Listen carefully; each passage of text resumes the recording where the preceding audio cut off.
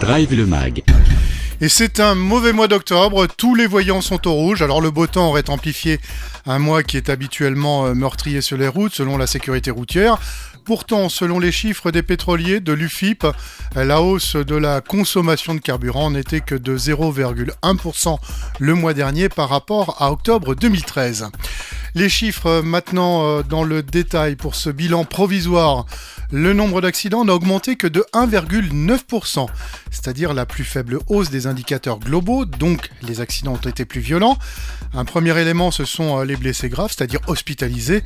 La hausse est de 4,4% par rapport à il y a un an, mais c'est surtout le nombre de tués qui a fait un bond de 13,6%, soit 42 tués de plus qu'en octobre 2013. Une hausse qui est également perceptible depuis le début de l'année, avec une augmentation de 4,1% depuis janvier.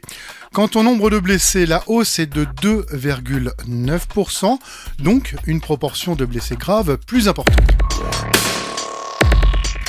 Et je vous propose maintenant de faire le point sur la mortalité routière par catégorie d'usagers, avec tout d'abord les piétons et un indice qui ne cesse d'augmenter malgré un léger repli en mai et en juillet, une augmentation de 7% en année glissante qui est qualifiée de préoccupante par l'ONISR pour les cyclistes.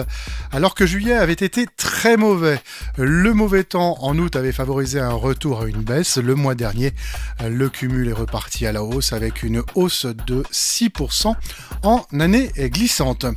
Côté deux roues maintenant pour les 50 cm3. Après une baisse, la mortalité repart à la hausse depuis septembre. Même constat pour les motards, même si le mois dernier l'indice s'est un peu tassé, mais surtout on reste sous le cumul enregistré il y a un an. Quant aux automobilistes, la tendance reste assez stable, même si la hausse sur les 8 derniers mois est tout de même de 3,7%.